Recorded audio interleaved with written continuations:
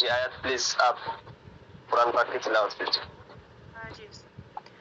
أعوذ بالله من الشيطان الرجيم بسم الله الرحمن الرحيم إلهكم إله واحد الذين لا يؤمنون بالآخرة قلوبهم منكرة وهم مستكبرون لا جرم أن الله يعلم ما يسرون وما يعلنون إنه لا يحب المستكبرين وإذا قيل لهم ماذا أنزل ربكم قالوا أساطير الأولين ليحملوا أوزارهم كاملة يوم القيامة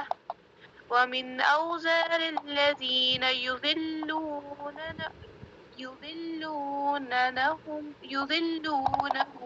بغير علم ألا ساء ما يزرون. ٹھیک ہے ماشاء اللہ بہت خوب. نیکسٹ دعا و سنت. جی دعا و سنت کے لیے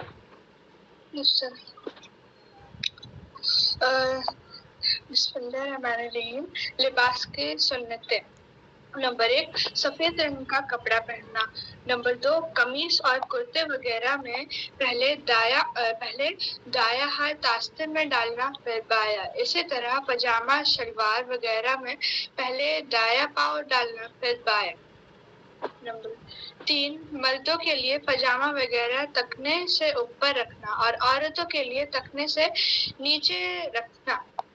نمبر 4 کپڑا پہننے کی دعا پڑھنا. نمبر 5 ٹوپی پہن کر اس پر امامہ باندھنا. نمبر 6 امامے کے شملے دونوں مونڈھوں کے درمیان چھوڑنا.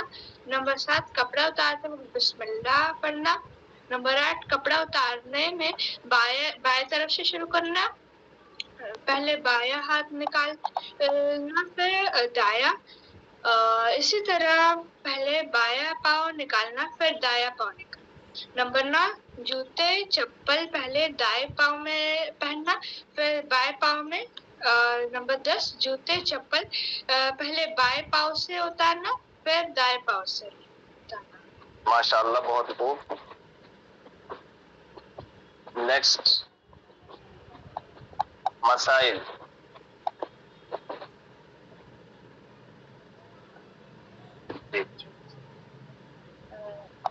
سبق نمبر 3 نماز کے واجبات. وہ چیزیں جو اگر بھولے سے چھوٹ جائے تو سجدہ سہو کرنا پڑتا ہے. ایک فرض نماز کی صرف پہلے 2 رکعتوں میں اور تمام نمازوں کی ہر رکعت میں سورہ فاتحہ پڑھنا. نمبر 2 فرض نماز صرف پہلی 2 رکعت میں اور نمبر 2 فرض نماز کی صرف پہلی 2 رکعتوں میں اور تمام نمازوں کی ہر رکعت میں سورہ فاتحہ کے بعد ایک بڑی آیت یا 3 چھوٹی آیتیں پڑھنا. نمبر 3 سورہ فاتحہ کو سورہ فاتحہ ٹھیک ہے ماشاء اللہ. ٹھیک ہے. نمبر 4 قرات کے بعد رکوع کے بعد سجدہ اور ترتیب قیام پر رکھنا. نمبر 5 قوما کرنا یعنی رکوع سے اٹھ کر سیدھا کھڑا ہونا. نمبر 6 جلسہ کرنا یعنی دونوں سجدوں کے درمیان اطمینان سے بیٹھنا. نمبر 7 تعجیل ارکان یعنی رکوع سجدہ وغیرہ کو اطمینان سے اچھی طرح ادا کرنا. نمبر 8 قاعدہ عمدہ یعنی 3 اور 4 رکعتیں وعدی نماز میں 2 رکعت کے بعد تشہد پڑھنا اور اس کے مقدار تشہد پڑھنے کی مقدار بیٹھنا. ماشاءاللہ. آگے. نمبر 9 دونوں قعدوں میں تشہد پڑھنا. نمبر 10 امام کو فجر مغرب عشاء جمعہ عید اور تراویح اور رمضان المبارک کی وتروں میں زور سے قرات کرنا. نمبر 11 ظہر اور عصر کی نمازوں میں آہستہ قرات کرنا. نمبر 12 لفظ سلامت سے نماز ختم کرنا. نمبر 13 نماز وتر کی تیسری رکعت میں دعائے قنوت پڑھنا.